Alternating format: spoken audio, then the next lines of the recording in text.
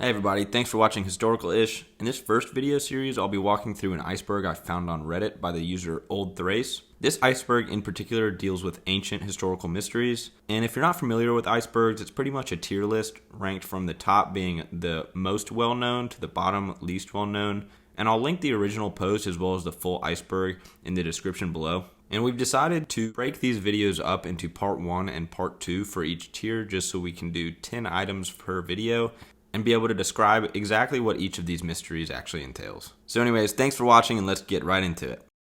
Number 1, Atlantis. So Atlantis, as many of you may already know, is said to have been some ancient advanced civilization that collapsed and sank to the bottom of the ocean during some sort of cataclysm. And it is estimated that this happened roughly around 11,600 years ago. And the date obviously raises many questions with the coinciding of the Younger Dryas event, which there are also many theories behind that, in which the world's sea levels did see a sharp increase of around 400 feet. Randall Carlson and Graham Hancock do have a lot of theories on where Atlantis may be, what happened during the Younger Dryas, and we may touch on that later in a video, so we don't want to spend too much time on it now.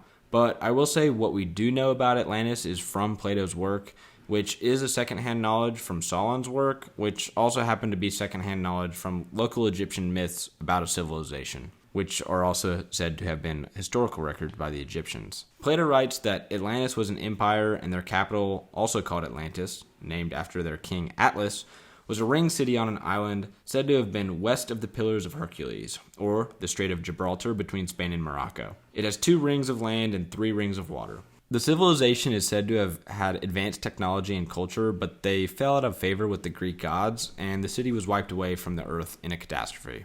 Like I said, there are many theories about what happened to Atlantis and where the location may be today. One of those examples is the Eye of Africa and also the Mid-Atlantic Ridge, and also the Olmec legend of Atlanticu near the Yucatan in Mexico, but no major excavations have been done at any of the proposed locations, so we really have no idea. And all we have to find this mysterious lost ancient civilization is Plato's words and some map made by Herodotus in the 5th century BC. So there's no telling if we'll actually find the true location of Atlantis or whether actually it even existed or not. Number 2 is the Late Bronze Age collapse. The Late Bronze Age collapse happened in 1177 BC, and during this time period there were a bunch of different powerful and advanced civilizations in the area of the Levant, Mesopotamia, and the Mediterranean in general. They were all interconnected through a vast network of trade. They mostly traded in specialized finished goods and metals such as gold, ivory, jewelry, trinkets, stuff similar to that. Some notable examples of these civilizations would be the Egyptians, Minoans, Babylonians, Hittites, and the Mycenaeans. And the decades following 1177, all these civilizations practically collapsed out of thin air, with some exceptions like Egypt. But the entire area was plunged into a period of dark ages, and languages and history were all lost, so we really don't know what happens. For example, one of the languages that were lost was Linear A, and we'll touch on that a little bit later in this video. But one of the main reasons we don't know what happened in the Late Bronze Age collapse is because of all this missing information due to the literal burning of these cities. Some of the reasons for the collapse range from one singular event to a wide range of events. The traditional theory is that it was caused by the invasion of these people called the Sea Peoples, and we don't really know who these Sea Peoples were, and this is actually number 10 on the list, so we'll talk about this later in the video, so we won't get too much into it now. But a king in Canaan did describe these Sea Peoples as coming in and wreaking havoc within the kingdom. And there's actually a relief on the tomb of Ramses III that describes these battles. And luckily for the Egyptians, they had superior arms and were able to defeat and hold off these Sea Peoples, so they didn't completely collapse, but they did have a hit in their economy and their society in general. Throughout the region, there's archaeological evidence for entire cities being burned to the ground, completely wiped. And some also theorize that this is what caused the destruction of Troy, and we'll also touch on that later too. There's no true evidence of where these people came from, but scholars think that the Sea People's arrival was a result of famine, drought, and they were fleeing these external factors which caused them to move to the East Mediterranean and cause the actual collapse in the Late Bronze Age. But we'll never know for sure due to the lost languages and knowledge from these crumbling civilizations. Number 3, the Oracle of Delphi. Delphi? Let me look this up. How to pronounce Delphi. Delphi. All right, the Oracle of Delphi. This happened around 1400 BC, which is the Mycenaean Greece period. And it was said that this was the most important shrine in all of Greece. It was said to be built around a sacred spring and believed to be the center of the entire world.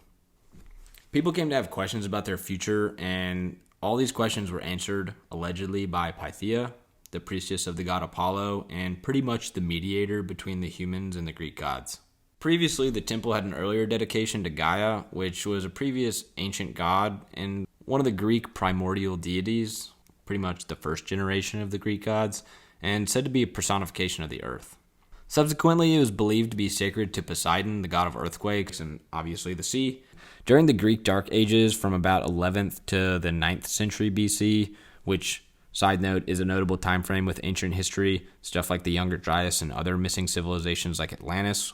But, I digress, the new god Apollo was said to have seized the temple and expelled the twin guardian serpents of Gaia, whose bodies he wrapped around the caduceus.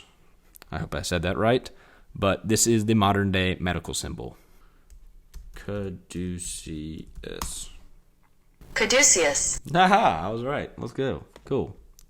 The Pythia would be sitting in a cauldron on a tripod, or stool, I guess, while making her prophecies in an ecstatic trance state, with her utterings practically unintelligible. This idea, however, has been challenged by scholars who argue that the ancient sources uniformly represent the Pythia speaking intelligibly and giving prophecies in her own voice. The tripod was perforated with holes, and as she inhaled the vapors, her figure would seem to enlarge, her hair stood on end, her complexion changed, and her heart panted. Her bosom swelled, and her voice became seemingly more than human. How creepy is that? And another interesting note is in the traditions associated with Apollo, the oracle only gave prophecies during the 9 warmest months of the year, which, during winter months, Apollo was said to have deserted his temple. I don't blame him at all. Cicero noted no expeditions were undertaken, no colony sent out, and no affair of any distinguished individuals went on without the sanction of the oracle. That's pretty important. Delphi became a fantastic showcase of art treasures, and all Greek states would send rich gifts to keep the oracle on their side. And the temple became a religious and intellectual social meeting place, and not just in Greece, but all over the Aegean. Literally everybody would come visit her. The most likely explanation for where the Oracle of Delphi got her mystical abilities would be most of the time the Oracle of Delphi was very accurate with her messages. And I don't think this is because she had some God-given power or anything like that. I just think that this is because she was well informed by the leaders of other states. Enemies of other states would come to the oracle for guidance in battle, and not, like I said earlier, not just the Greeks. Everybody around the Mediterranean would come to the Oracle of Delphi for guidance. And I think she would catch on to that and kind of lead others on with that information. So it would seem like to others it was mystical knowledge, when in fact it was just relative knowledge. An alternative theory based on review indicates that it is oleander that causes the symptoms similar to those of Pythia. The Pythia used it as a complement during the oracle procedure, chewing its leaf and inhaling its smoke. The toxic substances of the drug resulted in symptoms similar to those of epilepsy, or, quote, the sacred disease. That does not sound like a sacred disease. But anyway, which amounted to the possession of the Pythias by the spirit of Apollo. So, take drugs and become the Oracle of Delphi. Noted.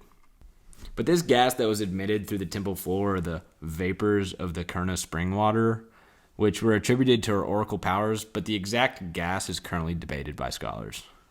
And of course, both of these theories can be true at the same time. It's just interesting to think about. I also would like to say that it is interesting to note that the oracle does have connections to Christianity. When the Apostle Paul visited Philippi in 51 AD during his second missionary journey, he and Silas were followed by a young girl for many days who kept crying out to the people of Philippi, quote, "These men are servants of the Most High God who are proclaiming to you the way of salvation." Acts 16:17.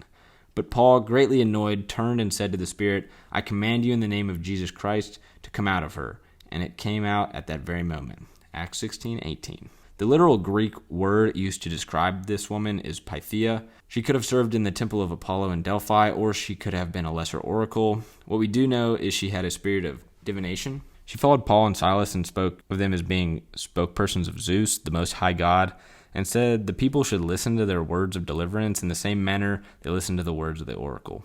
The Pythia was misrepresenting Paul and Silas. The Pythia's masters seized Paul and Silas and dragged them before their authorities and demanded the disciples of Christ be imprisoned. Paul and Silas were thrown in jail, where they would later lead the jailer to the faith in Christ. Acts 16:31. Also connected to the inspiration of the book of letters to the Philippians in the Bible, the Apostle Paul wrote to the Philippians to thank them because the Philippian church supported Paul when he was in prison. The oracle's use finally came to an end in the 4th century AD when the newly Christian Rome prescribed its prophesying. Okay, so this brings us to Stonehenge, and pretty sure everybody has heard of Stonehenge or at least learned a little bit of something about it, but I think this is pretty interesting, so we'll touch on it briefly. The mystery here is just how the stones got there, and there's a pretty funny legend about how and why they got there, but we'll touch on that in a minute. So the prehistoric monument in Wiltshire, England is dated to around 3100 BC, and the proposed use of the site, as the culture that created it appears to not have left any written records about construction, use, or literally anything, is said to be an astronomical observatory, a religious site, or both. Who knows? So researchers studying DNA found the bodies of those buried in the surrounding areas of the monument were of Aegean ancestry, and it's estimated that they reached Britain around 4000 BC. So here's the interesting part. So according to Arthurian legend, King Arthur, all that nonsense, and a tale from the 12th century book Historia Regum Britanniae by Geoffrey of Monmouth, the stones of Stonehenge were healing stones, which giants had brought from Africa to Ireland. They had been raised by Mount Kilorus to form a stone circle known as the Giant's Ring or Giant's Round. In the 5th century, King Aurelius Ambrosius wished to build a great memorial to the British Celtic nobles slain by the Saxons at Salisbury. Merlin the wizard, advised him to use the Giant's Ring. So the king sent Merlin, yes, the wizard, and Uther Pendragon, which was actually King Arthur's father, and 15,000 men to bring it from Ireland. They defeated an Irish army led by Glamanius, but were unable to move the huge stones. But Merlin, the wizard, helped. They transported the stones to Britain and re-erected them, and here they stand today. Mount Kilorus may refer to the hill of Unsneach, and although this tale is fiction, archaeologists suggest it may hold a grain of truth. He thinks that evidence suggests the Stonehenge bluestones were brought from Wanman Stone Circle on the Irish seacoast of Wales. Number 5, the Spear of Longinus. This is also known as the Holy Lance and is actually the spear that pierced Christ when he was on the cross. Originally, the Roman soldiers were planning on breaking his legs to speed up his death, but when they were going to bury the body, they found that Christ was already dead. So to be sure, they stabbed him in the side with the lance. And obviously, Longinus is the name of the Roman soldier who ended up stabbing him. And what happened to the lance after this happened is kind of a mystery. There's a relic that is described as the Holy Lance, which sits within the dome of the St. Peter's Basilica, although the Catholic Church doesn't confirm its authenticity, so who's to say if this is actually accurate or not. But throughout history, the actual point of the lance had been rumored to be handed down among different kings and empires, with the last thought of location, which I will say thought of because nobody knows for sure, the last thought of location to be the National Library in France, where during the French Revolution, that and other countless relics disappeared forever. So just like other religious relics, we honestly have no idea where any of these things are and if any of the claimed relics are actually legit. Number 6, what was the Star of Bethlehem? The story of the Star of Bethlehem appears only in the book of Matthew, which is notable because you would think the other 3 gospel accounts would have mentioned this event in relation to the importance of the birth of Jesus. That's just me. The gospel tells that a bright star appeared in the eastern sky when Jesus was born, famously seen by a group of wise men. This should raise questions as celestial bodies don't just appear and disappear, but one explanation would have been witnessing a supernova, but the closest one recorded around the world was approximately 185 AD, so that doesn't quite match up. Another explanation that I've seen was that the star was a cluster of planets that happened to be grouped together or almost aligned, although perfect alignment is not possible given slightly different orbital planes. This is unlikely though, because the closest estimate of the occurring is currently the year 44 BC, so we're getting closer but not quite there yet. But Jupiter and Venus, which are both the brightest planets relative to the Earth, did align multiple times on approximately June 17th, 2 BC. The planets actually merged and weren't just close to each other on August 12th, 3 BC, the year before, which are around the historically accepted birth of Jesus, but that's for you to decide. I'll say this explanation may be a little flawed because all of civilization at the time knew what the planets and constellations were, so if some of them mentioned something strange, but none of them knew it was a couple of planets merging, then what was the celestial body? According to Matthew, quote, "When they heard the king, they departed, and lo, the star, which they saw in the east, went before them, till it came and stood over where the young child was. When they saw the star, they rejoiced with exceeding great joy," end quote. This may illustrate irregular movements of the star, which would not be found in celestial bodies, but an explanation provided for that passage is that some comets that venture into the inner solar system can be seen for weeks or honestly even months at a time. And Chinese historical records support this, as they labeled a comet a broom star around the year 5 BC. The irregular movements across the sky, however, suggest that the Star of Bethlehem may not have been a celestial body, or even like a comet, planet, or planets, or even a supernova. A supernatural explanation may be the closest to the gospel. It might be an angel directing the wise men to Jesus, or even an extraterrestrial craft, but apparently we won't know what the true Star of Bethlehem was until further historical documents, accounts, or revelations are found. Number 7, Zoroaster and Zoroastrianism. So Zoroaster was an ancient Iranian prophet who founded what is now known as Zoroastrianism, and Zoroaster himself is really the main mystery here because nobody really knows where he came from or when he lived. Some researchers theorize that he comes from the 2nd millennium BC due to the proposed language he spoke, but others think he was alive during the 7th and 6th century BC, approximately the time of Darius I and Cyrus the Great. He's credited with writing the Gathas as well as the Yasna Haptangadi, hope I pronounced that right, and eventually Zoroastrianism actually became the official religion of ancient Persia. Zoroastrianism is actually one of the oldest known monotheistic religions and has many direct influences on Judaism, Christianity, and Islam. So the main mystery really here is who was Zoroaster and where did he come from? Number 8, the exact location of Jesus' tomb. So the most accepted location is believed to be in Jerusalem's Church of the Holy Sepulchre. So this location has experienced many earthquakes and destruction, but has been relatively kept up and maintained, but renovations and reconstructions have taken place. And I will note that this location is inside of Jerusalem's walls, which the New Testament states the tomb was outside of the city's walls, but the city's walls were noted to have expanded after his burial, so this location is kind of up in the air. Also, I would like to note that during restoration, it was found that a cross was engraved on a second marble slab that was under the previous slab, in which it was believed to have been carved in the time of the Crusades. And this slab dated back to the 4th century AD, and this is exactly the time that the Roman Emperor Constantine the Great built the church around the Holy Sepulchre, which was 336 AD. Now, there's a bunch of different theories on where this could have been or where it's not, but some alternative locations include the Garden Tomb, the Talpiot Tomb, Rosabal, and Kirisuta no Haka.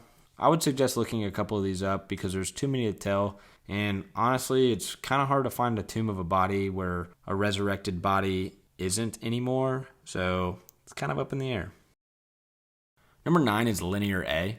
So Linear A was a writing system and language used by the Minoans of Crete from around 1800 to 1450 BC. It's found in Crete, the Aegean Islands, and the Greek mainland. It's presumably preceded by the Cretan hieroglyphic language, which was roughly 2100 to 1700 BC, and that itself was found in Crete and Samothrace, which is another Greek Aegean island. Linear A was then succeeded by, imagine this, Linear B from 1450 to 1200 BC, which has been identified as Mycenaean Greek or an early form of Greek, found in Crete, the Greek mainland, and a couple other places. Although Linear A has similarities to both its predecessor and successor, it is still undecipherable to this day. The only part of the script that we can read today with certainty are signs for the numbers, and we don't even know the words for the numbers. So it's pretty crazy we can read the predecessor and the successor, but not the one in the middle. I think that's pretty fascinating. And number 10, Sea Peoples. So obviously in number 2, we touched on this briefly. I will note that the Sea Peoples, we have no idea where they came from or where they're going. So I think this is the perfect opportunity to dive into a couple of different theories about this because it gets pretty interesting. So the Sea Peoples are a purported seafaring confederation that attacked ancient Egypt and a bunch of other regions in the East Mediterranean prior to and during the late Bronze Age collapse, which, like I said, between 1200 and 900 BCE. The origins of the Sea People are undocumented, and the Sea Peoples may have originated from a number of different locations such as Western Asia Minor, the Aegean, Mediterranean islands, and Southern Europe. Although the archaeological inscriptions do not include reference to a migration, the Sea Peoples are conjectured to have sailed around Eastern Mediterranean and invaded Anatolia, Syria, Phoenicia, Canaan, Cyprus, and Egypt toward the end of the late Bronze Age. Egyptians referred to other people in the Mediterranean as land peoples, notably from Greece and the Levant. So it appears that the Sea Peoples may not have been from the Mediterranean, at least the eastern portion of the sea. According to the Egyptians, their confederation was the Peliset, Jeker, Shekelesh, Dinan, and Washesh lands united. And honestly, I have no idea if I pronounced any of those correctly, but the Peliset and Jeker are noted to be from Palestine and Syria, but the others are unknown to this day. The people of Washesh, as mentioned before, are unknown, but they were trading in the Baltic Sea, seas to the north as mentioned by the Egyptians about the Sea People, also trading in Mycenaean Greece, Anatolia, and the rest of the Mediterranean at the time, and could have even been the Wessex culture found in southern Britain starting around 2000 BC. If artifacts and descriptions of the Washesh people have never been found, maybe we've been looking in the wrong place and they come from much farther north than previously thought. Maybe through language and artifact barriers, the Egyptians were trying to describe the Wessex culture, who were allied and trading with nations around Egypt at this time. This, however, isn't explained with the lack of British documents or artifacts of going to war in the Mediterranean at the time, at least to my knowledge. But it would explain how nobody could figure out who these people were. The leap of faith for this theory is that there is no proof. I just thought it was interesting and kind of cool how the names of Washesh and Wessex can easily be mixed up with the language barrier, even more with languages that use different phonetic sounds if you really think about it. Another growing theory that I recently heard, which might be a little bit of a stretch, deals with the tribe of Dan, son of the biblical Jacob. The tribe of Dan, literally meaning judge, was one of the 12 tribes of Israel, according to the Torah. And pretty much they were allocated a coastal portion of land when the people of Israel entered the Promised Land, later moving northwards. And this is supported by the city of Dan, which is Jerusalem's northernmost city. Some similarities here between the Egyptians noting the Dinyan tribes being part of the coalition and the Dan tribe of the Israelites is the judge Samson. Both of them have similar stories. The Dinyan people, like the Egyptians said, are said to have settled in southern Anatolia and on the island of Cyprus. They were known in the Hittite Empire as the Dinanium. The tribe of Dan's primary trade characteristic was seafaring, which is definitely unusual for Israelite tribes, and that does tie directly into the Dinyan tribe, which was within that coalition that the Egyptians talked about. In the Song of Deborah, the tribe is said to have stayed on their ships with their belongings, which is consistent with Egyptian records and descriptions of the Sea People, bringing their belongings and even women and children, and seemingly trying to settle somewhere else. The tribe of Dan also joined the other northern Israelite tribes in making David, who was the king of Judah, king of a reunited kingdom of Israel, and that tribe actually provided substantial military support for the kingdom in the form of 28,600 soldiers, being considered experts in war. If we assume that the tribe of Dan continued to move northward, since the Bible technically does not specify them stopping and settling in one location, even though there is a city of Dan,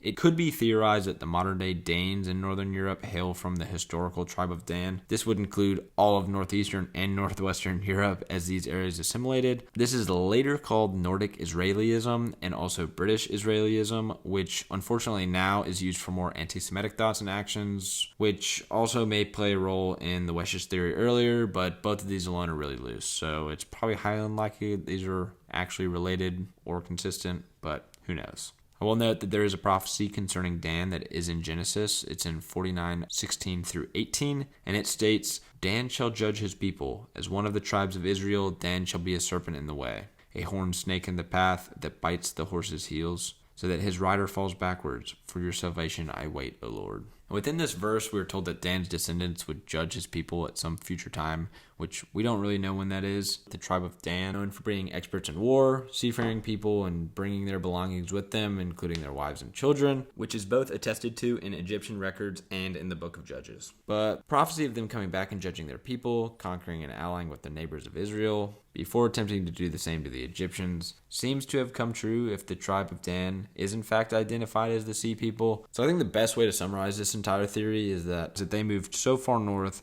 that they were unrecognizable to the people around the Mediterranean, only referring to them as sea peoples as they came on boats and nothing more because they had no idea where they came from. I know this is a little bit of a stretch. I thought it was an interesting theory to read about, but I hope that makes sense to y'all. There are a lot of similarities between the Sea People and the Israelite tribe of Dan, but there are hundreds of theories out there about who the Sea People were. So let me know in the comments below what you think or who you think the Sea Peoples are. I'm very intrigued, but obviously think for yourselves. So that about wraps it up for this week's episode. We should have the next episode up very shortly, hopefully in the next week. If you found this interesting and want to follow along, don't forget to like and subscribe. And if you didn't find this interesting, I'm surprised that you made it this far. But anyways, thanks for watching and hope to see you back soon.